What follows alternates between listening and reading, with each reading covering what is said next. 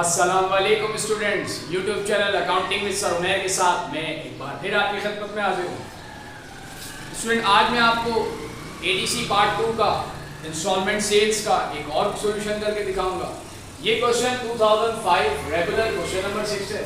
लेकिन वीडियो देखने से पहले आपने मेरे यूट्यूब चैनल को अगर अब तक सब्सक्राइब ना किया हो तो सब्सक्राइब कर ले, ताकि हर नई आने वाली वीडियो का आपको नोटिफिकेशन मिल सके। तो स्टूडेंट, क्वेश्चन अगर रीड करें तो हमसे कहा जाता है स्मार्ट होम कंपनी सेल्स लोकम vacuum cleaner on installment basis. The company uses periodic system and first in first out method for inventory valuation.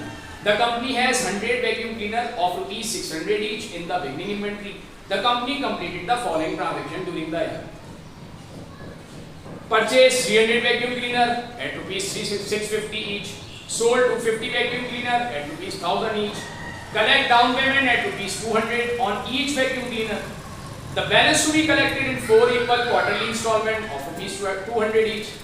All installments were collected in full except the customer who failed to pay the last installment. The equipment was repurchased. The value of repurchased equipment was ₹100. Requirement में हमसे कहा जाता है कि entries बनाएं, adjusting entry बनाएं, cost of instalment cell की, gain और लॉस ऑन रिपोजिशन की और ग्रॉस प्रॉफिट रियलाइज। तो स्टूडेंट, ये हमें पीरियोडिक सिस्टम से परफॉर्म करना है। पहले से आपके पास 100 वैक्यूम क्लीनर थे जो कि ₹600 पर यूनिट था। बाद में हमने खरीदे 300 वैक्यूम क्लीनर एट ₹650 ईच। तो यहाँ से हम एंट्री बनाना स्टार्ट करेंगे। स्केचिंग कर ली हमने, प्रॉपर परचेज की हमने। परचेज इसलिए लिखेंगे क्योंकि पीरियोडिक सिस्टम है। अगर परपीचुअल होता तो मर्चेंडाइजिंग चाहिए तो कॉन्सेप्ट आपको क्लियर होगा। परचेज डेबिट हो गया 1,95,000 से 300 वैक्यूम क्लीनर एट ₹650 और ऑन अकाउंट खरीदा। अकाउंट्स पेबल लायबिलिटी है, लायबिलिटी क्रेडिट हो गई बढ़कर, अकाउंट्स पेबल क्रेडिट 1,95,000। देन हमने इंस्टॉलमेंट पर सेल किए। इंस्टॉलमेंट पे जो हमने सेल किए वैक्यूम क्लीनर वो किए टोटल 250 और एक था ₹1000 का। ₹1000 के हिसाब से हमने सेल किए, इसका मतलब 2.5 लाख रुपए हो गए। एंट्री हमने पास की इंस्टॉलमेंट अकाउंट रिसीवेबल डेबिट और इंस्टॉलमेंट सेल्स के लिए 2.5 लाख। वैल्यूएशन पास कर दी, 250 वैक्यूम क्लीनर सेल आउट किए at ₹1000 each on installment. Then हमने डाउन पेमेंट ली 200 पर वैक्यूम क्लीनर के हिसाब से। तो इसका मतलब 250 अगर वैक्यूम क्लीनर सेल आउट किया हमने तो टोटल अमाउंट 50,000 रुपये। इससे हमने एंट्री बनाई cash debit, installment account receivable. Valuation pass की, collect down payment at ₹200 each of 250 vacuum cleaners. Then हमने 4 किस्तों में कलेक्शन कर दी। क्वार्टरली किस्तें मिलेंगी हमें। अगर हम ₹1000 की एक वैक्यूम क्लीनर बेच रहे हैं और ₹200 हमें डाउन पेमेंट मिल रहे हैं तो जो बाकी ₹800 वो हमें 200 करके 4 बार में कलेक्ट होंगे। तो जो पहली हमें किस्त मिलेगी 3 महीने बाद, फिर हम वही एंट्री बनाएंगे cash debit, installment account receivable credit. 200 पर इंस्टॉलमेंट और 250 मशीनों की 50,000। देन दूसरी हमें इंस्टॉलमेंट मिलेगी, वो भी इसी अमाउंट से 50,000 से ₹200 मल्टीप्लाइड 250 वैक्यूम क्लीनर, ये भी हो गया 50,000। नेक्स्ट एंट्री हम पास करेंगे।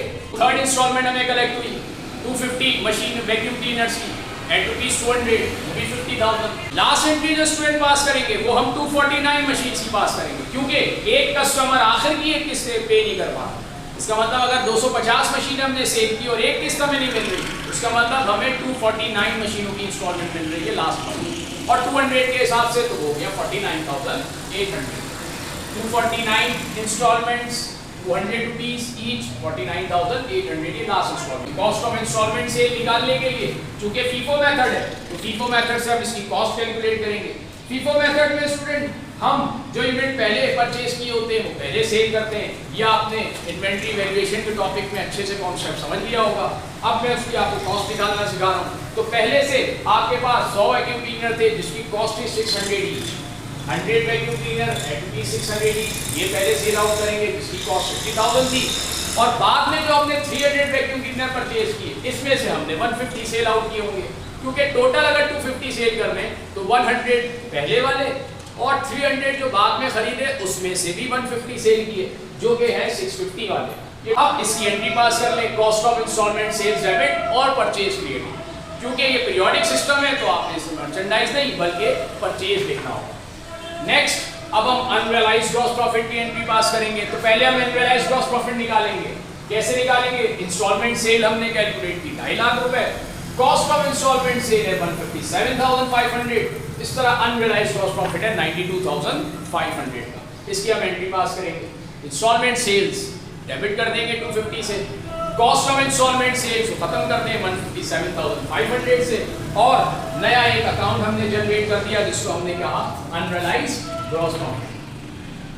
ये हमारा आ गया अनरियलाइज्ड ग्रॉस प्रॉफिट जो कि आ गया 92,500 to record unrealized gross profit.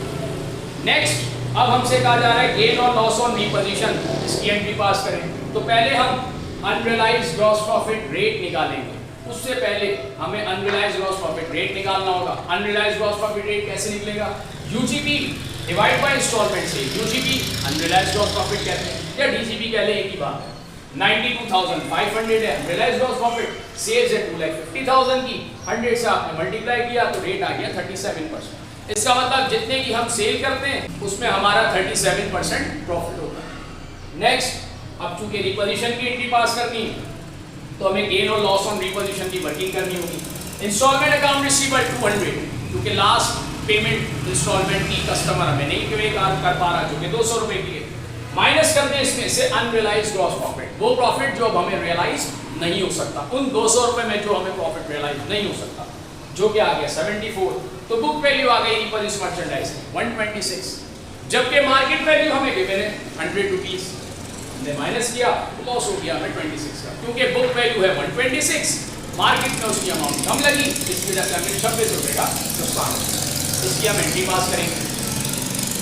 Repurchase merchandise debit कर देंगे 100 रुपीस, एसिड आ गया हमारे पास, इन 20 का डेबिट चला गया। अनरियलाइज्ड ग्रॉस प्रॉफिट वैसे तो क्रेडिट होता है, लेकिन अब ये अकाउंट हमने क्लोज कर दिया क्योंकि अब हमें रियलाइज नहीं होगा 74 से। लॉस हुआ रिपोजिशन पर, वो डेबिट करते हैं 26 से। इंस्टॉलमेंट अकाउंट रिसीवेबल 200, जो कि अब हमें कलेक्ट नहीं होगा, रिसीवेबल को हम खत्म कर देंगे 200 से।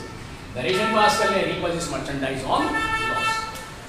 देन फिर हम रियलाइज्ड ग्रॉस प्रॉफिट की एंट्री पास करेंगे। तो पहले हम रियलाइज्ड ग्रॉस प्रॉफिट निकालेंगे, वो कैसे निकालेंगे? Cash collection multiply UGP rate. Cash collection total जितना कैश कलेक्ट हो गया, जितना भी हमें कैश कलेक्ट हुआ, तो हमें 2,50,000 की हमने टोटल सेल की थी, उसमें से हमें सिर्फ एक 200 रुपए की डाउन पेमेंट नहीं मिली। इसका मतलब ये हुआ कि 2,49,800 हमें टोटल मिल चुका, जिसमें 50,000 की डाउन पेमेंट है, इस तरह से मिले तो 50 की डाउन पेमेंट है, फिर 50,000 की 3 किस्तें मिली, लेकिन जो लास्ट किस्त मिली हमें वो मिली 49,800 से, जो कि टोटल हो गया 249,800, और रेट जो था हमारा 37% था। इस तरह हमें जो रियलाइज हुआ ग्रॉस प्रॉफिट वो 92,426 हुआ। टोटल जो अनरियलाइज्ड ग्रॉस प्रॉफिट था स्टूडेंट वो था 92,500, लेकिन वो 2.5 लाख की सेल पर था, 2.5 लाख की अमाउंट पर था, हमें तो 249,800 का अमाउंट मिला। इस वजह से जो रियलाइज हो गया टोटल वो 92,426 हो गया। इससे अब हम एंट्री पास करेंगे। अनरियलाइज्ड ग्रॉस प्रॉफिट जो कि क्रेडिट नेचर होती है, लेकिन चूंकि अब ये रियलाइज हो गया है तो अनरियलाइज्ड को डेबिट कर दें, और रियलाइज्ड ग्रॉस प्रॉफिट जो कि रेवेन्यू होता है, रेवेन्यू इंक्रीज हो रहा है तो इसको आप क्रेडिट रिकॉर्ड कर दें 92,426।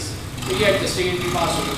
क्लोजिंग एंट्री चूंकि रिक्वायरमेंट में नहीं थी, इसलिए मैंने इसकी एंट्री पास नहीं की। स्टूडेंट मुझे उम्मीद है कि यह आपको कॉन्सेप्ट क्लियर हो गया होगा।